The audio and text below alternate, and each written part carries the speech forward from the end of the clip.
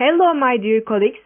As you know, I am Hilal Cangül, the director of Create, which is our design and advertisement company. Before Corona epidemic, we made a contract with principal of City and Country School in Greenwich Village.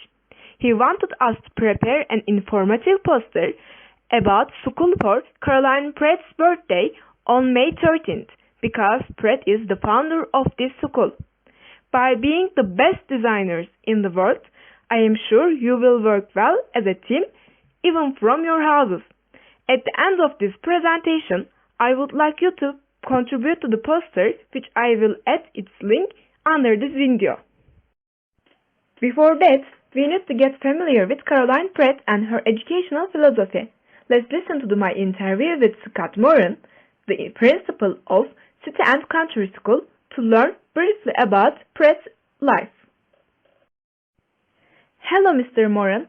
We know that Miss Pratt was an innovative educator who was a part of the progressive education movement. She is the founder of Play School, City and Country School. Also, she is a designer of Do With Toys and unit blocks. I know that her early experiences helped her a lot to shape her educational philosophy. Can you summarize her life for us so that the designers in my company can have an idea about Pratt's early life? Hello everybody, I am Scott Moran, the principal of City and Country School. The whole name of our founder is Caroline Louise Pratt. She was born in Fayetteville in 1867. At the age 17, she had her first teaching experience at the summer session of a school near her hometown. In 1894, she finished a 2-year professional diploma course in manual training and kindergarten methods at Teachers College in New York City. Then, she moved to Philadelphia and she found many opportunities to learn alternative teaching methods there. In 1897, Pratt enrolled in a University of Pennsylvania manual training course designed for teachers. She taught woodworking at the Normal School for Girls until 1901. In 1901, her partner Helen Merrow and Pratt moved to New York City and she began teaching an experimental woodworking method at Hartley House. At the beginning of 1908, Pratt designed and produced Do With Toys and unit blocks.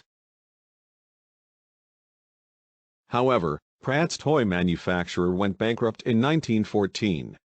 Moreover, her Play School adventure began with the pilot experimental kindergarten class in the main assembly room of the Hartley House in 1913. Her early experiences helped her a lot to see the negative sides of the traditional education system, and by benefiting from her education and observations, she created her own educational philosophy and used it in her Play School. It was an excellent summary. Thank you very much, Mr. Moran. Okay guys, you learned about her life. Now we can focus on the most important parts. First of all, I will focus on her Do With Toys and unit blocks, and then we will talk about Play School, her educational philosophy, and curriculum of City and Country School. Pratt designed and produced toys and building blocks. You can be curious about how she decided to do this. I will explain it to you as a short story from Pratt's life.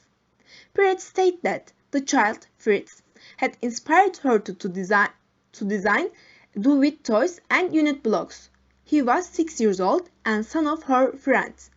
She was a very good observer, so one day she heard that he had complained about the toys his elders gave him.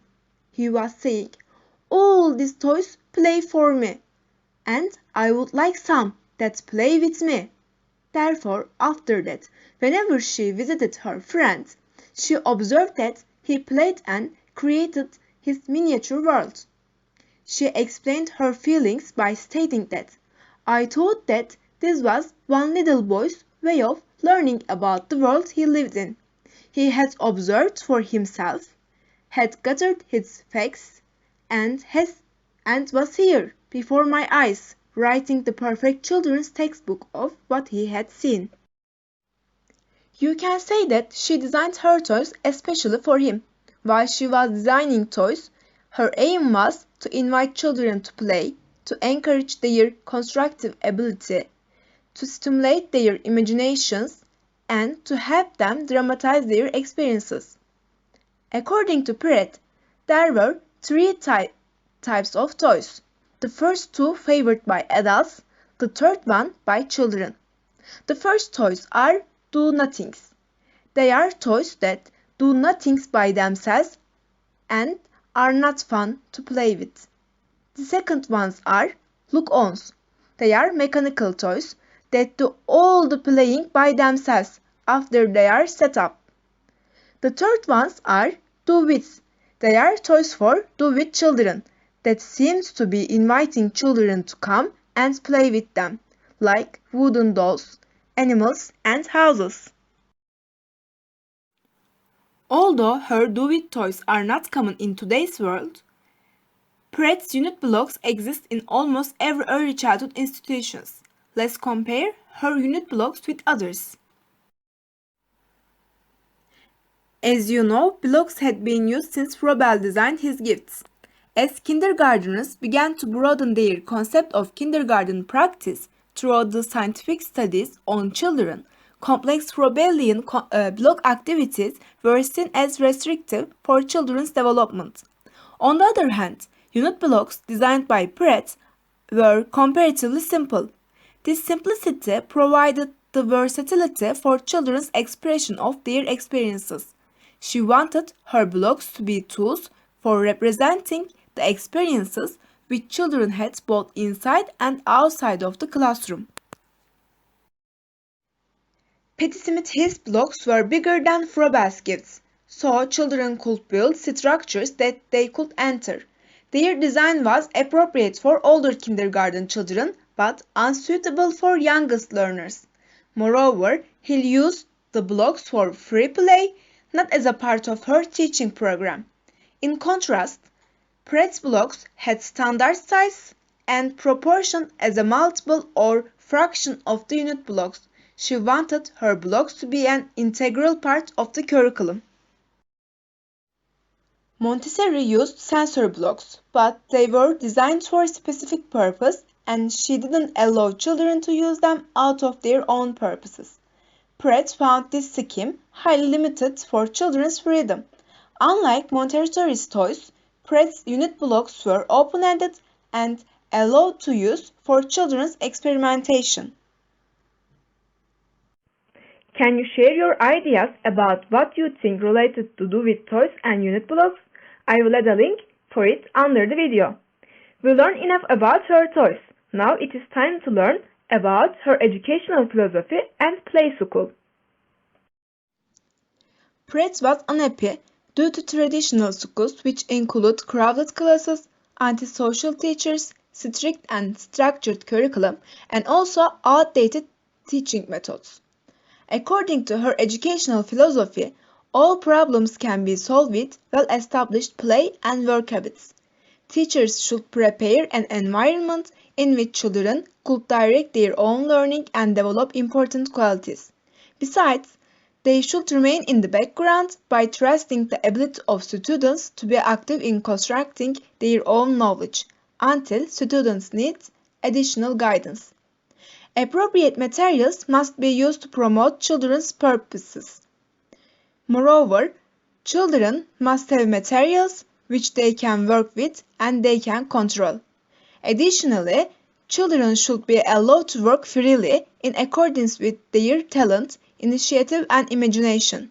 Curriculum should be based on the interest of the children or questions raised by the students. Pratt believed the power of children's imagination in their learning. She was passionate about providing experiences for young children in which they could develop their imagination. However, she supported that a children's imagination developed through direct experiences with the world around them, instead of fairy tales that provide superficial and useless information. Pratt believed that children need a few simple toys. It is not wise to give children a whole tool chest. Instead, it will be wise to give them first a hammer, and when they ask for nails, give them something to pound. By offering tools when children ask them, They can learn to use these tools, make things, and appreciate them. When you examine Pratt's educational ideas, the influence of Dewey's progressive philosophy on Pratt's thinking is undeniable. The city and country school reflected his pedagogic practices and his beliefs in democratic education for all. Pratt's progressive school created embryonic community by supporting a sense of community and shared decision-making. Through play, jobs, and community services, students became a part of a microcosmic democratic society. Moreover, it constructed the curriculum responsive to students' interests and developmental level. By this way, she tried to fit the school to the children rather than fitting the children to the school. Let's continue with Play School. It is also known as City and Country School. In 1913, Pratt started pilot experimental kindergarten class in the main assembly room of Harley House with the financial support of Edna Smith. For 2 months, she observed 6 children who played with her wooden toys and blocks. She observed that they were adjusting to their new environment, to the toys, blocks, and tools, to each other, to new ideas, and to learning to work together. In 1914, Pratt and Smith founded Play School in Greenwich Village by welcoming 11 children between 4 and 5 years old. The children in the school were not forced to learn or play. They played what and wherever they want. Therefore, they learned while playing. Later, the age groups were expanded and it continued with children from 2 to 13. Primary function of Play School was to provide a strong fundamental structure to children so that they can learn more specialized content in the future. She emphasized hands-on approach, but she also gave importance to various activities, which are designed to involve thinking. She stated that learning came not only by doing, but also by thinking and planning, the doing as well. Pratt was criticized since there was a curriculum in the city and country school, and her school was different from other progressive schools with its curriculum. She highlighted that the word curriculum shouldn't be interpreted as a rigid program. The curriculum was seen as a general framework, and it was up to children's questions and interests, and also observation and creativity of teachers to adapt the framework according to the needs of students under their guidance. Pratt originally divided various activities in the curriculum into 2 categories, which were play experiences and practical experiences. So they were core activities, but then these were extended into 4 categories. Therefore, skills and enrichment of experience were added.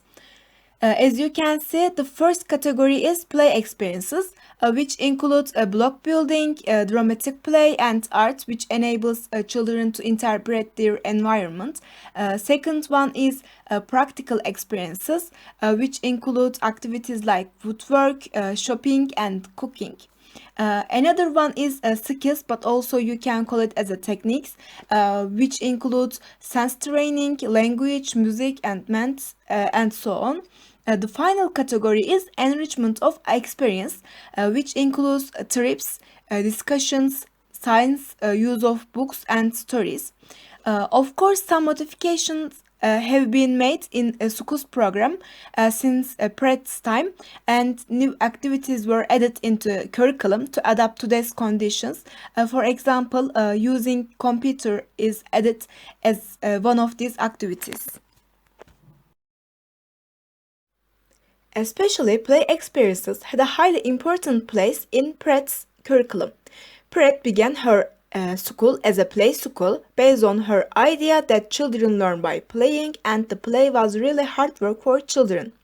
Although its name changed as City and Country School, play continued to be the center of the curriculum. Play meant purposeful and constructive activities because it provided a way for children to construct their knowledge to learn how they can adapt to the world in which they live and to understand how life situations work and how people live together. The children were encouraged to express their experiences through play, while a program for younger children tended to involve playing with blocks, clays, and paints, or symbolic play. The activities for older children are called jobs, but the significant point is that students, whether in the lower or higher age groups, engage in purposeful activities with the spirit of play. As you can see, Pratt saw the play as a purposeful and constructive activity like work. What do you think about it? Are you agree with her, or does it have other functions too? Why do you think in this way? Can you share your ideas via the link which I will share with you under the video? Now let's look at the curriculum for younger and older children respectively. Caroline Pratt's curriculum was originally devised for younger children. It is based on observation and exploration of children's close environment, where people work and continue their lives through regular field trips. For example, while 4 years old children visit their close neighborhood, 7 years old children travel throughout the city. Returning to the classroom, the children are encouraged to express and reconstruct gained experiences through block buildings, drawings, discussions, and dramatization. The block constructions have priority in the classroom. The children can continue to construct for days as they work on their field trip experiences. Blocks are an example of the versatility like Pratt required of all educational materials used in the classrooms. In addition to hundreds of unit blocks, various versatile materials in the classroom are used, like paper, crayons, paints, and clay. Drawing is a way of expression. It helps children to observe their world and express their ideas about observations. Also, it improves fine motor coordination of children, although they don't learn reading and writing until the age of 7 in the play school. Now, I will show you a video to indicate how children are constructing after their observations.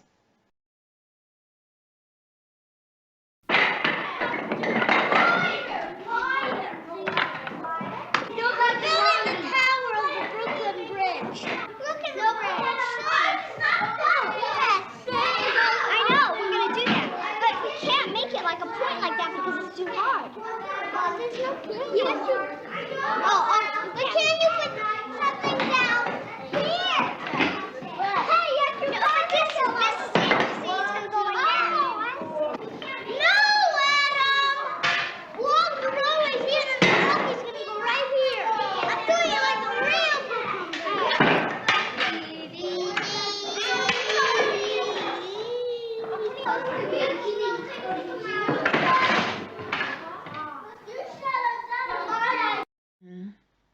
As you can see in the video, preschoolers are visiting different parts of the city and they are taking photo or drawing what they see around them.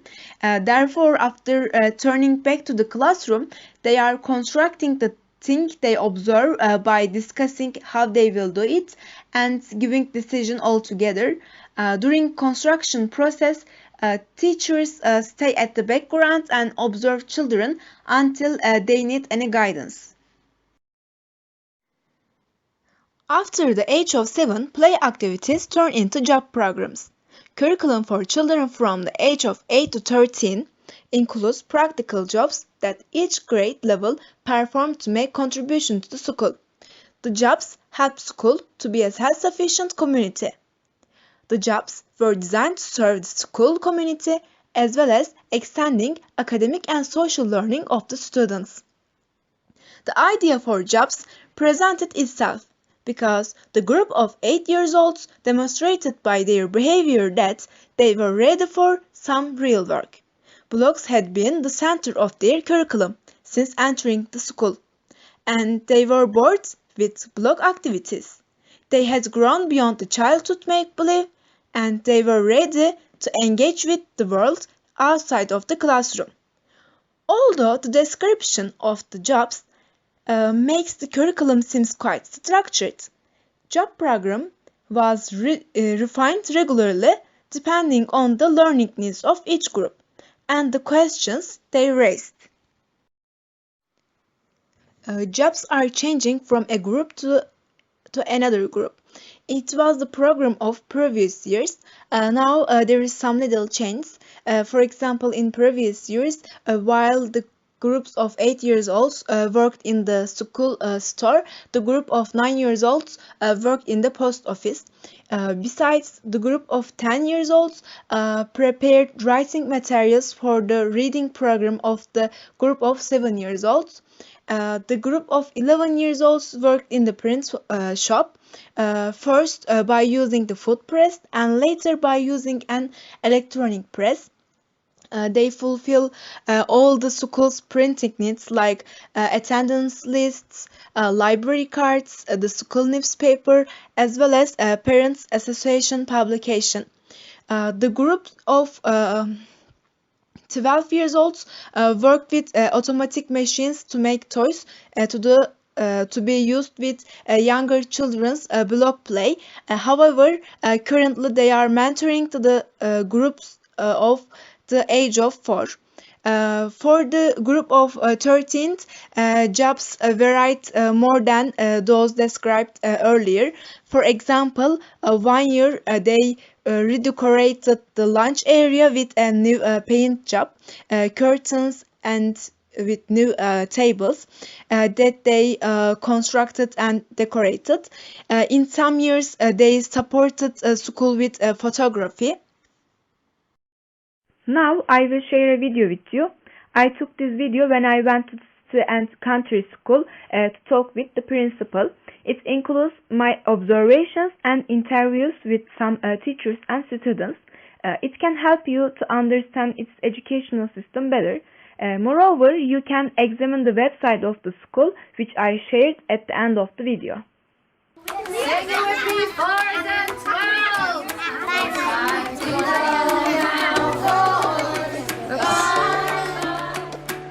So I've been in the school long enough that I was a 4 and I was also a 12, and it was both the highlight of my day when I was young and when I was 12. This is probably one of the best jobs you will have at City and Country. I mean, for me, it was my favorite job. The program's been going on, I think, for about 65 years.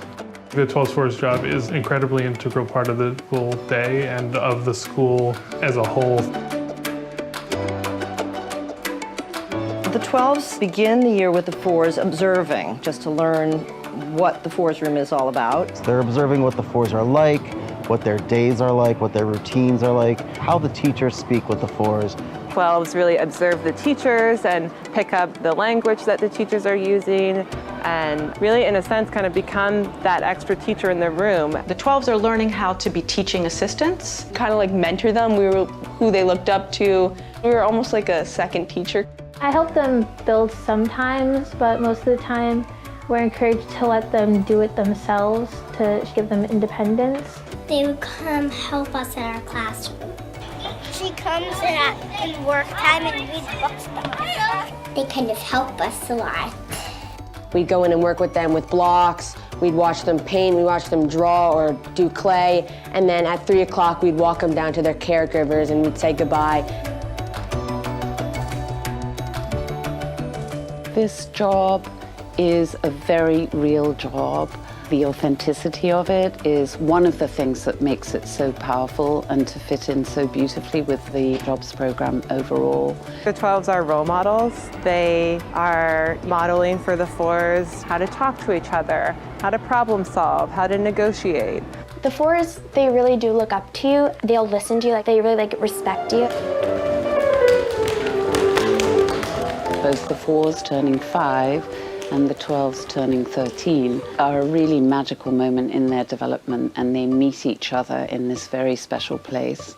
The relationships that they forge with each other serve as, in a strange way, mirrors for each other. The 12s and the 4s are at similar developmental precipices where they're both yearning for independence, but they still need the support of the adults around them. If you look at the developmental chart for growth of young people, you get to the 4s and there's a spike, and you get to the 12s and there's a spike. And any kind of spike in development causes a disequilibrium. They get reassurance from one another. 4s, they change very quickly, but you would assume like, oh, since I'm much older, I have a more like fixed personality. But now that I realized it, I've changed, like reflecting upon myself, just like the 4s do. We're discovering who we are as like teenagers, and they're figuring out who they are as kids, like young kids.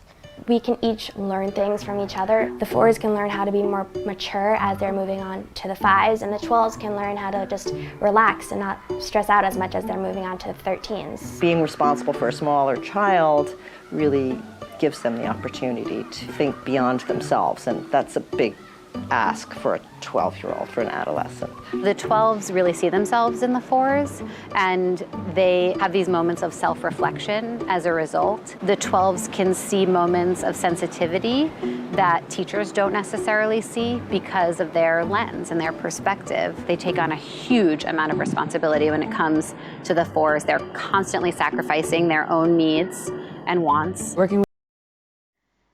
Like in this video, the group of 12 years olds helped the group of 4 years old children during the year in the job program. They are observing children, teachers and children's routine. Therefore, they learn how to mentor young children and how to be an assistant teacher by living. And they are taking some responsibilities by putting needs of younger children before their own needs. Moreover, it helps young children to learn how they should solve their problems and communicate with their friends, since the group of 12 years olds are the role model for 4 years old children. Therefore, mutual development is provided. To learn more about it, you can visit the website of the school and watch the other part of the video. In addition to the curriculum of the city and country school, I believe that the relationship between Pratt and parents is another important topic. In all of her work, Pratt demonstrated a trust in children. She trusted their intelligence, their curiosity, their excitement for learning. On the other hand, she stated that I have been of two minds about parents all my life. Half the time wondering why they sometimes give so little of themselves to their children, and the other half of the time convinced that children would be better off without them altogether. Miss Pratt herself wrote about being afraid of parents, especially the first years after establishing the school. She described her reason by expressing that, for my own part, I was afraid that they would get in our way, that they would attempt to limit our freedom of action, try to direct us closer to the more familiar, more comfortable kind of school. Pratt was thinking in this way since parents didn't get used to progressive education. However, the doors of the school were always open to parents, and they were always welcome to sit in the classroom or stand in the yard, because Pratt knew that they couldn't do anything without support of parents. According to policy of school, teachers were organizing parent conferences at least once to inform parents about children's progress, since there was no grading in city and country school. Moreover, the school and teachers were always accessible. There were parents who spent their time in the school as much as their children to make themselves useful. Some parents moved to the neighbor of the school to be close there. Besides, some parents organized their life at home according to school, like visiting museums with their children or going to the fishing with them. That is why Pratt stated that we didn't educate parents, but they educated themselves. The only thing the school did was broadening parents' imagination related to what they can do together with their children. Although she had some concerns in the early years of school, nothing could get her back on track. The dynamic nature of Caroline Pratt's educational legacy made a program of city and country school as relevant today as it was over 100 years ago. Pratt believed that children should become useful members of society as early as possible. Therefore, she worked hard for it. She emphasized that, first to his classmates, and later to adult companions, and later still, if all has gone well, to be useful to society in general. If you want to learn more about her ideas, you can read her books and examine the website of City and Country School. Especially her book, I Learned from Children, is free on Audible, so you can listen it. I hope this presentation is beneficial for you to understand educational philosophy of Caroline Pratt. Now it is your turn. Let's show our company's power to everyone and design a poster all together from our houses. Moreover, I prepared some questions for you. Answering them can help you to review some important points. Finally, I know that all of you read an article or book chapter about Caroline Pratt. If you share any information from your article as a comment under this video, I will be pleased.